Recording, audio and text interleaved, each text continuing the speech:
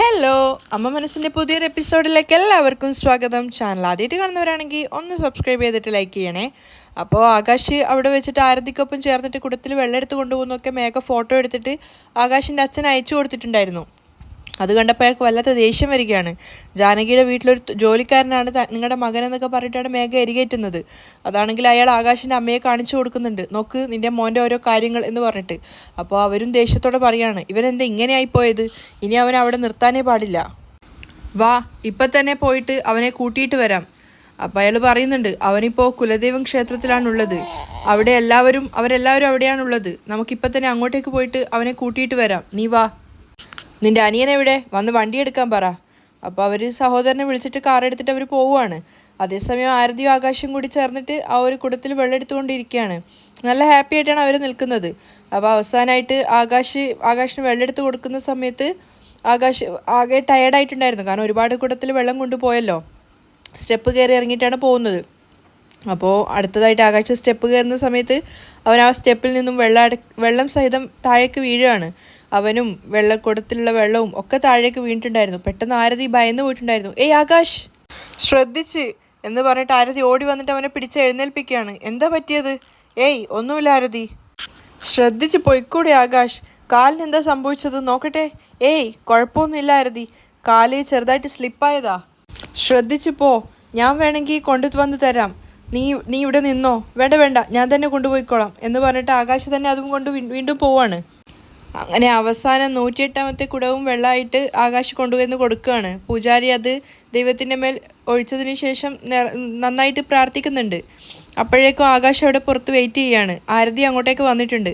രണ്ടുപേരും അവിടെ നിൽക്കുമ്പോൾ പൂജാരി പുറത്ത് വന്നിട്ട് ആകാശിനോട് പറയാണ്, 108 കുടവും വെള്ളവും അഭിഷേകം നടത്തി കഴിഞ്ഞു, നീ ഒന്നുകൊണ്ടും വിഷമിക്കേണ്ട ആരതി, നിന്റെ സഹോദരൻ്റെ മേത്ത് പൊള്ളലുകളെല്ലാം എത്രയും പെട്ടെന്ന് തന്നെ മാറും. നിന്റെ ഭർത്താവ് അമ്പാളിൻ്റെ മനസ്സ് അത്രയേറെ തണുപ്പിച്ചിട്ടുണ്ട്, അതായത് ദൈവത്തിൻ്റെ മേൽ ആ ഒരു നീരഭിഷേകം നടത്തിയത് കൊണ്ടാണ് പറയുന്നത്. അത് കേട്ടപ്പോൾ ആരതി വളരെയധികം സന്തോഷത്തോടു കൂടിയാണ് ആകാശിനെ നോക്കുന്നത്. അമ്പാളിന് നിങ്ങളുടെ കുടുംബത്തിന് മേലുണ്ടായിരുന്ന എല്ലാ ദേഷ്യവും മാറിയിട്ടുണ്ടാവും, ഇന്നാ ഈ ഒരു പ്രസാദം സിദ്ധാർത്ഥിനും കൂടി കൊടുക്കണം എന്ന് പറഞ്ഞിട്ട് അദ്ദേഹം അവർക്കൊരു പ്രസാദം ഏൽപ്പിക്കുകയാണ്. ആരതി നല്ല സന്തോഷത്തോടു കൂടിയാണ് അത് വാങ്ങിക്കുന്നത്. എല്ലാത്തിനും ആകാശവും കട്ടയ്ക്ക് കൂടെ തന്നെ നിൽക്കുന്നുണ്ടായിരുന്നു. ഇനി അങ്ങോട്ട് എല്ലാം നന്നായിട്ട് തന്നെ വരും. പൂജാരി അവരെ അനുഗ്രഹിക്കുകയാണ്. അദ്ദേഹം പോയതിനു ശേഷം ആരതി ആകാശിനോട് പറയുന്നുണ്ട്, ഒരുപാട് നന്ദിയുണ്ട് ആകാശ്. എന്താ ആരതി നീ ഇങ്ങനെയൊക്കെ പറയുന്നത്? അതല്ല ആകാശ്, സിദ്ധുവിന് വേണ്ടി നീ ഇത്രയും വലിയൊരു പരിഹാരം ചെയ്യുമെന്ന് ഞാൻ സത്യത്തിൽ ചിന്തിച്ചതുപോലുമില്ല. സത്യമായിട്ടും എൻ്റെ ഫാമിലിയോടും എന്നോടും നിനക്ക് ഒരുപാട് സ്നേഹമുണ്ട്. ഞാൻ നിന്നെ പ്രണയിക്കുന്നതിന് കാരണം നിൻ്റെ കുടുംബവും ആണ്. കാരണം നിൻ്റെ കുടുംബത്തിലെ ഓരോരുത്തരെയും എനിക്ക് ഒരുപാട് ഇഷ്ടമാണ്. ആകാശ് പറഞ്ഞത് കേട്ട് ആരതിയുടെ മനസ്സിന് വല്ലാത്ത കുളിര് തോന്നുവാണ്. അവർക്ക് വേണ്ടി ഞാൻ എന്ത് കാര്യവും ചെയ്യും. ആകാശ് അവൾക്ക് വാക്ക് കൊടുക്കുകയാണ്. ആരതിക്ക് സത്യം പറഞ്ഞാൽ നല്ല സന്തോഷമായിട്ടുണ്ടായിരുന്നു. തന്നെ മാത്രമല്ല തൻ്റെ കുടുംബത്തെയും അവൻ സ്നേഹിക്കുന്നുണ്ടെന്ന് കേട്ടപ്പോൾ. ഞാൻ എൻ്റെ അച്ഛനെയും അമ്മയും പിരിഞ്ഞിട്ട് എത്ര കാലം നിൻ്റെ വീട്ടിൽ നിൽക്കുമ്പോഴും വേറൊരു വീട്ടിൽ താമസിക്കുന്നൊരു ഫീൽ എനിക്കുണ്ടാവുന്നില്ല. ഞാൻ എൻ്റെ വീട്ടിൽ എത്രത്തോളം കംഫർട്ടായിരുന്നോ അത്രത്തോളം കംഫർട്ടാണ് നിൻ്റെ വീട്ടിൽ താമസിക്കുമ്പോഴും. ആരതിയുടെ കണ്ണ് നിറയാണ്. അവൾ പറയുന്നുണ്ട്, നീ ഇങ്ങനെ പറയുന്നത് കേൾക്കുമ്പോൾ എനിക്ക് വല്ലാത്ത സന്തോഷം തോന്നുന്നു ആകാശ്. ഇത് കേട്ടപ്പോൾ എനിക്ക് വല്ലാത്ത സന്തോഷം തോന്നുവാണ് ആകാശ്. ഞാൻ നിനക്ക് എൻ്റെ വീട്ടിൽ താമസിക്കുന്നത് ഇഷ്ടപ്പെടുന്നുണ്ടാവുമോ എന്നൊരു ഭയത്തിലാണ് ദിവസവും എഴുന്നേൽക്കാറ്. എന്നാൽ നിൻ്റെ കുടുംബത്തിലുള്ള ആൾക്കാരെ പോലെയാണ് നീ എൻ്റെ വീട്ടിലെ ആൾക്കാരെയും കാണുന്നത് എന്ന് കേട്ടപ്പോൾ സത്യം പറഞ്ഞാൽ എനിക്ക് വല്ലാത്ത സന്തോഷം തോന്നുവാണ് ആകാശ്. വാ പോകാം എന്ന് പറഞ്ഞിട്ട് അവർ രണ്ടുപേരും അവിടെ നിന്ന് തിരിച്ചും റൂമിലേക്ക് പോവുകയാണ്. ആ സമയത്ത് ആകാശിൻ്റെ ഫോൺ റിങ് ചെയ്യുന്നുണ്ട്. എടുത്തു നോക്കിയ സമയത്ത് അറിയാത്ത നമ്പറാണ്. 1 മിനിറ്റ് എന്ന് പറഞ്ഞിട്ട് ആകാശ് ഫോൺ എടുക്കുകയാണ്. ഹലോ, ഇത് ആകാശല്ലേ? ആ അതെ, 1 നിമിഷം ക്ഷേത്രത്തിന് മുന്നിലേക്ക് വരാമോ? വിളിച്ചയാൾ ചോദിക്കുകയാണ്. നിങ്ങളാരാണ്? ആകാശിന് മനസ്സിലാവുന്നില്ല. നിങ്ങൾക്ക് വേണ്ടപ്പെട്ട ആൾ തന്നെയാണ്. 1 നിമിഷം ക്ഷേത്രത്തിന് മുന്നിലേക്ക് വന്നു കഴിഞ്ഞാൽ നിങ്ങൾക്ക് നേരിട്ട് തന്നെ മനസ്സിലാവും. അയാൾ കോള് കട്ട് ചെയ്യാണ്. കോള് കട്ടായതും ആരതി ചോദിക്കുന്നുണ്ട്, ഫോണിൽ ആരാണ് ആകാശ്? ആരോ അറിയുന്ന ആളാണെന്ന് പറഞ്ഞത്, അവർ ക്ഷേത്രത്തിന് മുന്നിൽ വന്നിട്ടുണ്ടെന്ന്. അതാരാ? അത് അറിയില്ല, ഞാൻ പോയി നോക്കിയിട്ട് വരാം. നീ പ്രസാദം കൊണ്ടുപോയി ഏട്ടന് കൊടുത്തിട്ട് വാ, ഞാൻ പോയിട്ട് ആരാണെന്ന് നോക്കിയിട്ട് വരാം. ശരി എന്ന് പറഞ്ഞിട്ട് ആരതി അത് വാങ്ങിയിട്ട് സിദ്ധുവിൻ്റെ അടുത്തേക്ക് പോവാണ്. ആകാശാണെങ്കിൽ ക്ഷേത്രത്തിന് പുറത്തേക്ക് പോകുന്നുണ്ട്. ആ സമയത്ത് അവൻ ചിന്തിക്കുന്നുണ്ട്, ആരായിരിക്കും ആരാന്ന് മനസ്സിലായിട്ടില്ലല്ലോ. ആകാശ് ക്ഷേത്രത്തിന് പുറത്തെത്തിയിട്ട് ചുറ്റിലും നോക്കുവാണ്. ആരെയും കാണുന്നില്ലല്ലോ. എന്തിനായിരിക്കും ക്ഷേത്രത്തിന് പുറത്തേക്ക് വരാൻ പറഞ്ഞത്? അവൻ ഫോൺ എടുത്തിട്ട് ആ വന്ന നമ്പറിലേക്ക് തിരിച്ച് വിളിച്ചു നോക്കുകയാണ്. പക്ഷെ അയാൾ കോൾ അറ്റൻഡ് ചെയ്യുന്നില്ല. അവൻ ചിന്തിക്കുന്നുണ്ടായിരുന്നു, ക്ഷേത്രത്തിന് പുറത്തേക്ക് വരാൻ പറഞ്ഞിട്ട് വിളിച്ചിട്ടാണെങ്കിൽ എടുക്കുന്നുമില്ലല്ലോ, ആരെയും കാണുന്നുമില്ല.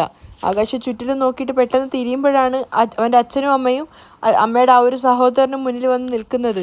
പെട്ടെന്ന് അവരെ കണ്ടപ്പോൾ ആകാശ് ഒന്ന് ഞെട്ടിയിട്ടുണ്ടായിരുന്നു. എങ്കിലും സന്തോഷത്തോടു കൂടി അവൻ വിളിക്കുകയാണ്, അച്ഛാ, അമ്മ, മാമ. അവന് നല്ല സന്തോഷമായി പെട്ടെന്ന് അവരെ കണ്ടപ്പോൾ. പക്ഷേ അവൻ്റെ അച്ഛൻ ദേഷ്യത്തോടെയാണ് സംസാരിക്കുന്നത്. ഞങ്ങൾ ഇങ്ങോട്ടേക്ക് വരുമെന്ന് നീ വിചാരിച്ചു കാണില്ല അല്ലേ? പക്ഷെ ആകാശ് അതിനല്ല മറുപടി പറഞ്ഞത്. എനിക്ക് വല്ലാത്ത സന്തോഷം തോന്നുകയാണ് അച്ഛാ. നിങ്ങൾക്ക് സുഖമാണോ രണ്ടുപേർക്കും? അപ്പോൾ അവൻ്റെ അച്ഛൻ ദേഷ്യത്തോടെ പറയുന്നുണ്ട്, നീ ആകെയുള്ള ഒരു മകൻ ഞങ്ങളെ വിട്ടിട്ട് പോയില്ലേ, പിന്നെ എങ്ങനെയാടാ ഞങ്ങൾ നന്നായിട്ടുണ്ടാവുക? ആകാശ് അതിന് മറുപടി ഒന്നും പറയാതെ തലതാഴ്ത്തി നിൽക്കുകയാണ്. ഇത്രയും വർഷം നിന്നെ വളർത്തി വലുതാക്കിയ ഞങ്ങളെ വിട്ടിട്ട് ഏതോ ഒരു പെണ്ണിന് വേണ്ടി വന്നതല്ലേ നീയോ ബുദ്ധിയില്ലാതെ പ്രണയത്തിൻ്റെ പിന്നാലെ പോയിരിക്കുകയാണ്. എന്നാൽ ആ വീട്ടിലുള്ളവരെങ്കിലും പറഞ്ഞ് മനസ്സിലാക്കി നിന്നെ തിരിച്ച് ഞങ്ങളുടെ വീട്ടിലേക്ക് അയക്കണം. ഇതിൽ നിന്ന് തന്നെ മനസ്സിലായില്ലേ അവരെത്രത്തോളം സൂത്രശാലികളാണെന്ന്. എൻ്റെ മകനെ എൻ്റെ അടുത്ത് നിന്ന് പിരിച്ചിട്ട് അവരവരുടെ വീട്ടിൽ കൊണ്ടുപോയി നിർത്തുന്നു. നിനക്കാരുമില്ലെന്നാണോ അവർ കരുതിയത്? നീ എൻ്റെ മകനാണെടാ. അയാൾ ദേഷ്യത്തോടെ കത്തിക്കയറി സംസാരിക്കുകയാണ്. നീ എൻ്റെ മകനാണ്, എൻ്റെ കൂടെയാണ് താമസിക്കേണ്ടത്, വാടാ എൻ്റെ കൂടെ. മേഘ ആ ഒരു ദേഷ്യത്തോടെ പറഞ്ഞതൊക്കെ അയാളുടെ ഉള്ളിലുണ്ടായിരുന്നു. അപ്പോൾ ആകാശ് തിരിച്ച് അച്ഛനോട് പറയുന്നുണ്ട്, അച്ഛാ, ഞാനും ആഗ്രഹത്തോടെ കൂടിയല്ല ആ വീട്ടിൽ താമസിക്കുന്നത്. എൻ്റെ ഭാര്യയെ നിങ്ങൾ നിങ്ങളുടെ മരുമകളായിട്ട് സ്വീകരിക്കാത്ത ഒരൊറ്റ കാരണം കൊണ്ടാണ് ഞാൻ ഇപ്പോഴും ആ വീട്ടിൽ താമസിക്കേണ്ടി വരുന്നത്. എനിക്കും നമ്മുടെ വീട്ടിൽ താമസിക്കാൻ തന്നെയാണ് ആഗ്രഹം. നിങ്ങൾ ആരതിയെ സ്വന്തം മരുമകളായിട്ട് സ്വീകരിക്കാമെന്നൊരൊറ്റ വാക്ക് പറ. ഇപ്പം തന്നെ ഞാൻ ആരതിയും കൂട്ടിയിട്ട് നമ്മുടെ വീട്ടിലേക്ക് വരാം. അത് പറഞ്ഞത് കേട്ടതും ആകാശിൻ്റെ അച്ഛൻ അവൻ്റെ കരണം നോക്കി ഒന്ന് പൊട്ടിച്ചു കൊടുക്കുവാണ്. പെട്ടെന്ന് അച്ഛൻ അടിച്ചതുകൊണ്ട് ആകാശത്ത് പ്രതീക്ഷിച്ചിട്ടുണ്ടായിരുന്നില്ല. പക്ഷെ അവൻ മറുത്തൊന്നും പറയുന്നില്ല. അയാൾ ദേഷ്യത്തോടെ പറയാണ്, എന്താടാ ഒരു വാക്കിന് പകരം ആരതി ആരതി എന്ന് തന്നെ പറഞ്ഞുകൊണ്ടിരിക്കുന്നത്? അവളാണോ നിന്നെ പ്രസവിച്ച് പോറ്റി വളർത്തി ഇതുവരെ വലിയ ആളാക്കിയത്? മര്യാദയ്ക്ക് എൻ്റെ കൂടെ വന്നിട്ട് കാറിൽ കയറിക്കോ. അപ്പോൾ ആകാശ് വീണ്ടും അയാളോട് പറയുന്നുണ്ട്, ആരതി ഇല്ലാതെ എനിക്ക് നിങ്ങളോടൊപ്പം വരാൻ സാധിക്കില്ല. അപ്പോൾ അയാൾ ദേഷ്യത്തോടെ അളിയനോട് പറയാണ്, ഏയ്, ഇനി നിന്നോട് വേറെ തന്നെ പറയണോ? അവനെ പിടിച്ച് കാറിൽ കയറ്റി. അപ്പോൾ അയാൾ ആദ്യം സ്നേഹത്തോട് പറയുന്നുണ്ട്, മോനെ ആകാശേ, അച്ഛൻ പറയുന്നത് കേട്ടില്ലേ, വന്ന് കാറിൽ കയറ്. ആരതി ഇല്ലാതെ ഞാൻ വരില്ല മാമ, ആകാശ് തീർത്ത് പറയാണ്. അപ്പോൾ അയാൾ പറയുന്നുണ്ട്, നീ എന്തിനാണ് അവനോട് സംസാരിച്ച് സമയം കളയുന്നത്? അവനെ പിടിച്ചു കൊണ്ടുപോയി കാറിൽ കയറ്റി. അച്ഛ എന്നെ വിടച്ചാ, അച്ഛ വിടച്ചാ എന്നൊക്കെ ആകാശ് ഇങ്ങനെ ബലമായിട്ട് പറയുന്നുണ്ട്. പക്ഷെ രണ്ട് കൈകളിലും രണ്ടുപേരും ചേർന്ന് പിടിച്ചിരിക്കുകയാണ്. ഒരു കയ്യിൽ ആകാശിൻ്റെ അച്ഛനും മറ്റേ കയ്യിൽ അവൻ്റെ അമ്മാവനും ചേർന്നിട്ട് അവനെ പിടിച്ചു വലിക്കുകയാണ് കാറിൽ കയറ്റാൻ വേണ്ടി. അപ്പോഴൊക്കെ ആകാശ് പറയുന്നുണ്ട്, അച്ഛ ആകാശ്, ആരതി ഇല്ലാതെ ഞാൻ വരില്ല അച്ഛാ. ഇതൊക്കെ ദൂരെ നിന്ന് മാറി നിന്ന് കാണുകയാണ് മേഘ. അവൾക്ക് ഒത്തിരി സന്തോഷമായിട്ടുണ്ടായിരുന്നു. അവൾ പറഞ്ഞ പ്രകാരമാണല്ലോ ആകാശിൻ്റെ അച്ഛൻ വന്നത്. ആകാശിനെ പിടിച്ചു കൊണ്ടുപോയി കഴിഞ്ഞാൽ ആരതിയുടെ അഹങ്കാരം തീരും എന്നൊക്കെയാണ് മേഘയുടെ ഒരു വിചാരം. അപ്പോൾ ആകാശിൻ്റെ അച്ഛൻ പറയുന്നുണ്ട്, നിനക്ക് ഞങ്ങളെക്കാളും വലുത് ആരതിയായി മാറിയോ? മര്യാദയ്ക്ക് പോയി കാറിൽ കയറടാ.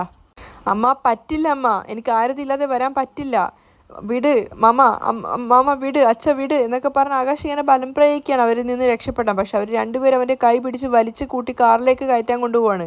അതൊക്കെ കണ്ടിട്ട് മേഘയാണെങ്കിൽ ചിരിക്കുന്നുണ്ടായിരുന്നു. കാറിൽ കയറടാ, കാറിൽ കയറ്, നിന്നോട് കയറാനല്ലേ പറഞ്ഞത്, അച്ഛ എന്നെ വിട്, അച്ഛ എന്നെ വിട് എന്നൊക്കെ ആകാശ് പറയെങ്കിലും അവരതൊന്നും കേൾക്കാതെ അവനെ പിടിച്ച് കൂട്ടിക്കൊണ്ടുപോയി കാറിൽ കയറ്റുകയാണ്. ഒരു ഭാഗത്ത് അവൻ്റെ അമ്മയും ഒരു ഭാഗത്ത് അവൻ്റെ അച്ഛനും ഇരുന്നിട്ട് നടുവിലായിട്ടാണ് ആകാശിന് ഇരുത്തുന്നത്. അവരവിടുന്ന് പോയ സമയത്ത് മേഘ സന്തോഷം കൊണ്ട് പൊട്ടിച്ചിരിക്കുകയാണ്. ആ സമയത്ത് അവൾ മനസ്സിൽ ചിന്തിക്കുകയാണ്, ആകാശിനെ ഇനി എങ്ങനെയാണ് നിങ്ങളുടെ വീട്ടിലേക്ക് കൂട്ടിക്കൊണ്ട് വരുന്നതെന്ന് ഞാനൊന്ന് കാണട്ടെ. അതായത് ആരതിക്കിട്ട് വെച്ചൊരു ആപ്പാണ്.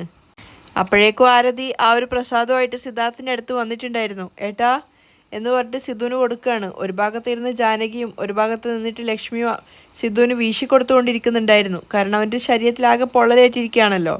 അപ്പോൾ ആരതി അത് കൊടുത്തുകൊണ്ട് പറയാണ്, ഞാനും ആകാശവും ചേർന്ന് 108 കുടം വെള്ളം അമ്പാളിന് അഭിഷേകം ചെയ്തു. അത് കേട്ട് സിദ്ധുവും ജാനകിയും ലക്ഷ്മിയും അതിശയത്തോടു കൂടി ആരതിയെ നോക്കുകയാണ്. അവൾ സന്തോഷത്തോടെ പറയുന്നുണ്ട്, അമ്പാളുടെ മനസ്സ് കുളിർന്നു കാണുവേട്ടാ. അതുകൊണ്ട് നിനക്ക് ശരീരത്തിലുണ്ടായ പൊള്ളൽ എത്രയും പെട്ടെന്ന് മാറുമെന്ന് പൂജാരിയും പറഞ്ഞു. അപ്പോൾ ജാനകിയും സന്തോഷത്തോടെ പറയാണ്, ആകാശ് നമ്മുടെ കുടുംബത്തിലുള്ളവരുടെ മേൽ ഒരുപാട് ശ്രദ്ധിക്കുന്നുണ്ട്. അവനെക്കുറിച്ച് ആലോചിക്കുമ്പോൾ വല്ലാത്ത അഭിമാനം തോന്നുന്നു. അപ്പോഴാണ് സിദ്ധു ചോദിക്കുന്നത്, അല്ല ആകാശ് എവിടെ ആരതി? അത് ക്ഷേത്രത്തിന് മുന്നിൽ ആരോ വന്നു നിൽക്കുന്നുണ്ടെന്ന് പറഞ്ഞിട്ട് അവൻ അങ്ങോട്ടേക്ക് കാണാൻ പോയിരിക്കുകയാണ്. അതേസമയം ആകാശിനെയും കൂട്ടിക്കൊണ്ട് അവൻ്റെ അച്ഛനും അമ്മയും സഹോദരനും പോയിക്കൊണ്ടിരിക്കുകയാണ്. ആകാശാണെങ്കിൽ അവരുടെ അടുത്ത് നിന്ന് രക്ഷപ്പെടാൻ ഒരുപാട് ശ്രമിക്കുന്നുണ്ട്. ഒരുപാട് സമയം കഴിഞ്ഞപ്പോൾ ആരതിയാണെങ്കിൽ സിദ്ധുവിൻ്റെ അടുത്താണുള്ളത്. അവളിങ്ങനെ ചിന്തിക്കുകയാണ്, ഇപ്പോൾ ഒരുപാട് സമയമായല്ലോ, ഇത്രയും സമയം ആകാശ് ആരുമായിട്ടായിരിക്കും സംസാരിക്കുന്നത്? നല്ലോണം വേദനിക്കുന്നുണ്ടോ ഏട്ടാ?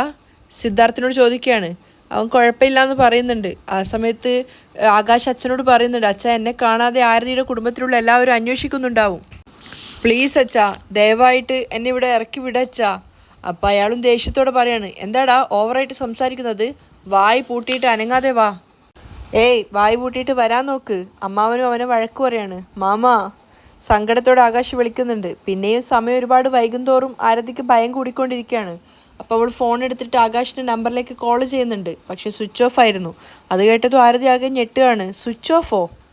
ശരി, ക്ഷേത്രത്തിൻ്റെ മുന്നിൽ പോയിട്ട് നോക്കിയിട്ട് വരാം എന്ന് പറഞ്ഞിട്ട് ആരതി ഒരു ചെറിയ ടെൻഷനോട് കൂടിയാണ് എഴുന്നേൽക്കുന്നത്. എന്നിട്ട് ലക്ഷ്മിയോടും ജാനകിയോടും പറഞ്ഞിട്ട് പുറത്തേക്ക് പോവാണ്. ഏയ് എവിടെ പോവാ ആരതി? അറിയില്ലല്ലോ ഇവളെവിടെയാണ് പോകുന്നതെന്ന്. അവരിങ്ങനെ പിറുവിറുക്കുന്നുണ്ടായിരുന്നു. ആരതിയാണെങ്കിൽ ക്ഷേത്രത്തിന് പുറത്തെത്തിയിട്ട് ചുറ്റിലും നോക്കിയിട്ട് ആകാശിനെ നോക്കുകയാണ്. അപ്പോൾ ഇവിടെയും കാണുന്നില്ല. ശേഷം അവർ രണ്ടുപേരും വെള്ളം കോരി ആ ഒരു കുളത്തിനടുത്തേക്ക് പോയിട്ട് അവിടെ നിന്ന് ഉറക്കെ വിളിക്കുന്നുണ്ടായിരുന്നു. അല്പം മുമ്പ് അവൻ വീണതുകൊണ്ട് തന്നെ അവൾക്ക് വല്ലാത്ത പേടിയാവുകയാണ്. അവൾ ശബ്ദം ഉണ്ടാക്കിയിട്ട് വിളിച്ചുകൊണ്ടേയിരിക്കുകയാണ്, ആകാശ് ആകാശ്. അയ്യോ, ആകാശ് എങ്ങോട്ടാ പോയെന്ന് മനസ്സിലാവുന്നില്ലല്ലോ. ആരതി വീണ്ടും വീണ്ടും പല സ്ഥലത്തും പോയിട്ട് ഇങ്ങനെ ശബ്ദം ഉണ്ടാക്കിയിട്ട് ആകാശിൻ്റെ പേരെടുത്ത് വിളിക്കുകയാണ്. പക്ഷെ എവിടെ നിന്നും ആകാശിനെ അവൾക്ക് കണ്ടുകിട്ടുന്നില്ല. തിരിച്ച് വീണ്ടും സിദ്ധാർത്ഥ നിൽക്കുന്ന മുറിയിൽ വന്നിട്ട് ജാനകിയോട് ചോദിക്കുന്നുണ്ട്, അമ്മ ആകാശ് ഇങ്ങോട്ടേക്ക് വന്നോ? ഇങ്ങോട്ടേക്ക് വന്നിട്ടില്ലല്ലോ മോളെ.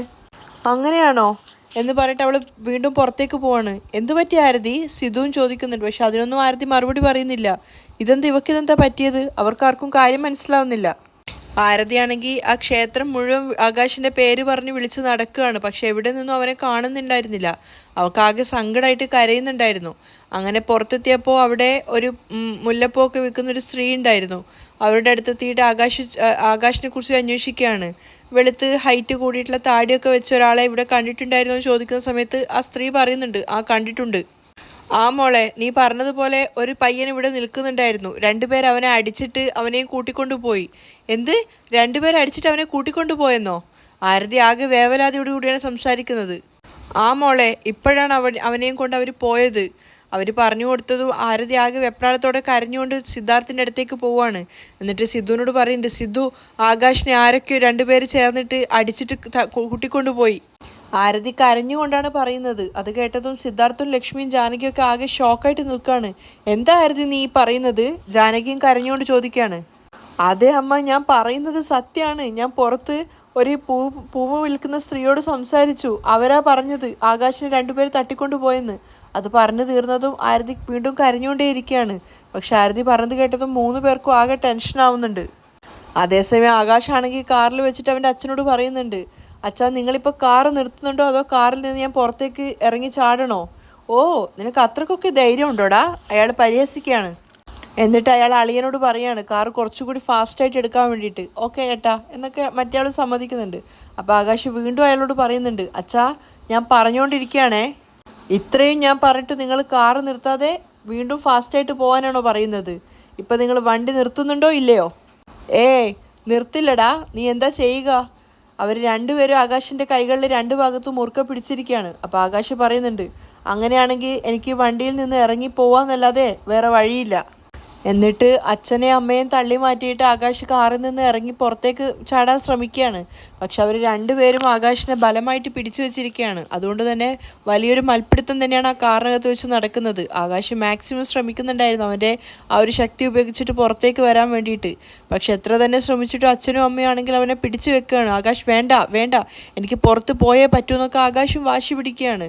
എത്ര തന്നെ ശ്രമിച്ചിട്ടും അവർക്ക് ആകാശിനെ തടഞ്ഞ് നിർത്താൻ സാധിക്കുന്നുണ്ടായിരുന്നില്ല. അമ്മാവനാണെങ്കിൽ ആകാശിൻ്റെ അച്ഛൻ പറഞ്ഞതുകൊണ്ട് തന്നെ വളരെയധികം ഫാസ്റ്റായിട്ടാണ് കാർ ഓടിക്കുന്നത്. ആകാശ് 1-2 തവണ 2 ഭാഗത്തെയും ഡോറ് തുറന്നെങ്കിലും അവർ രണ്ടുപേരും അത് ക്ലോസ് ചെയ്തിട്ട് ആകാശ് പുറത്തേക്ക് പോവാതിരിക്കാൻ ശ്രദ്ധിക്കുകയാണ്. അവസാനം ആകാശ് അമ്മയുടെ ഭാഗത്ത് ആ ഒരു ഡോറ് തുറന്നിട്ടുണ്ടായിരുന്നു. അപ്പോഴേക്കും കാറിൻ്റെ നിയന്ത്രണം ഏകദേശം നഷ്ടപ്പെട്ടിട്ടുണ്ടായിരുന്നു. കാരണം വലിയൊരു ബലം പിടുത്തം തന്നെയാണ് വണ്ടിക്കകത്ത് നടക്കുന്നത്. അങ്ങനെ കാറ് വളഞ്ഞു പൊളഞ്ഞു പോയിട്ട് ഒരു മരത്തിൽ ചെന്ന് ഇടിക്കുകയാണ്. ആ ഇടിയുടെ ആഘാതത്തിൽ ഡോറൊക്കെ തുറന്നിട്ട് എല്ലാവരും ഓരോ ഭാഗത്ത് തെറിച്ച് വീഴാണ്. ആകാശാണെങ്കിൽ കുറച്ച് താഴോട്ടേക്കാണ് വീണിട്ടുണ്ടായിരുന്നത്. അവൻ നേരെ ഉരുണ്ടു പോയിട്ട് ഒരു കല്ലിനാണ് അവൻ്റെ തല കൊണ്ട് ഇടിക്കുന്നത്. അവൻ്റെ അമ്മയും അച്ഛനും രണ്ട് ഭാഗത്തായിട്ട് വീണിട്ടുണ്ടായിരുന്നു. ആദ്യം അവൻ്റെ അമ്മയാണ് എഴുന്നേക്കുന്നത്. അവർക്കൊന്നും വേറെ കാര്യമായിട്ട് കുഴപ്പമുണ്ടായിരുന്നില്ല. അവർ വരുന്ന സമയത്ത് ആകാശിന് ബോധം ഉണ്ടായിരുന്നില്ല. ആകാശ് കണ്ണു തുറന്ന് നോക്കടാ, അവർ കരഞ്ഞുകൊണ്ട് വിളിക്കുകയാണ്. പക്ഷെ ആകാശിന് ബോധമില്ല. അയ്യോ എൻ്റെ മോന് ശ്വാസമില്ല എന്നൊക്കെ പറഞ്ഞിട്ട് അവരിങ്ങനെ ബഹളം വെക്കുന്നുണ്ടായിരുന്നു. അപ്പോഴേക്കും അവൻ്റെ അച്ഛനും എഴുന്നേറ്റിട്ട് വന്നിട്ടുണ്ട്. എന്താ പറ്റിയത് എന്നൊക്കെ പറഞ്ഞിട്ട് അയാളും ആകെ ബഹളം വെക്കുകയാണ്. രണ്ടുപേരും മാറി മാറി ആകാശിനെ വിളിക്കുന്നുണ്ടെങ്കിൽ അവന് ബോധം വരുന്നില്ല. എണീക്കടാ, എണീക്ക് എന്നൊക്കെ പറഞ്ഞിട്ട് അവരിങ്ങനെ ബഹളം വെക്കുകയാണ്. പക്ഷെ ആകാശ് തീരെ ബോധമില്ലാത്ത അവസ്ഥയിലാണുള്ളത്. അയാളിങ്ങനെ ഓരോന്ന് പിറുപിറുത്തുകൊണ്ടേ ഇരിക്കുന്നുണ്ട്. അച്ഛൻ്റെ അമ്മയുടെയും വാക്ക് കേൾക്കാതെ ഓരോന്ന് ചെയ്തിട്ടല്ലേ ആകാശ് എന്നൊക്കെ പറഞ്ഞിട്ട്. അപ്പോഴേക്കും അവൻ്റെ അമ്മാവനും എത്തിയിട്ടുണ്ടായിരുന്നു. ആകാശ് എന്താടാ പറ്റി, കണ്ണു തുറക്ക് എന്നൊക്കെ അയാളും പറയാണ്. എന്നിട്ട് അയാൾ ആകാശിനെ കോരി എടുത്തിട്ട് റോഡിലേക്ക് കൊണ്ടുവന്നിട്ടുണ്ടായിരുന്നു. അവരപ്പോഴേക്കും ആകാശ് അവിടെയും വീണിട്ടുണ്ട്. അങ്ങനെ അവർ 3 പേരും മാറി മാറി ആകാശിനെ വിളിച്ചുണർത്താൻ ശ്രമിക്കുകയാണ്. എൻ്റെ മോന് ശ്വാസമില്ല, എനിക്ക് പേടിയാവുന്നു, അവനെന്തൊക്കെയോ സംഭവിച്ചിട്ടുണ്ടെന്നൊക്കെ പറഞ്ഞിട്ടാണ് ആകാശിൻ്റെ അമ്മ കരയുന്നത്. അപ്പോൾ അവൻ്റെ അച്ഛനും കരഞ്ഞുകൊണ്ട് പറയാണ്, എടാ കണ്ണു തുറന്ന് നോക്ക് ആകാശ്, കണ്ണു തുറന്ന് നോക്ക്. അവൻ്റെ അമ്മയുടെ മടിയിലാണ് അവൻ കിടക്കുന്നുണ്ടായിരുന്നത്. അവരെല്ലാവരും വിളിച്ചിട്ടും പക്ഷെ ആകാശിന് ബോധം വരുന്നുണ്ടായിരുന്നില്ല. ശരിക്കും ഒരു ബോധം നഷ്ടപ്പെട്ട് മരിച്ച അവസ്ഥയിലാണ് ആകാശ് ഉണ്ടായിരുന്നത്. അവരെല്ലാവരും പൊട്ടി പൊട്ടി കരയുകയാണ്. അവിടെയാണ് ഇന്നത്തെ എപ്പിസോഡ് വൈൻഡപ്പ് ചെയ്യുന്നത്.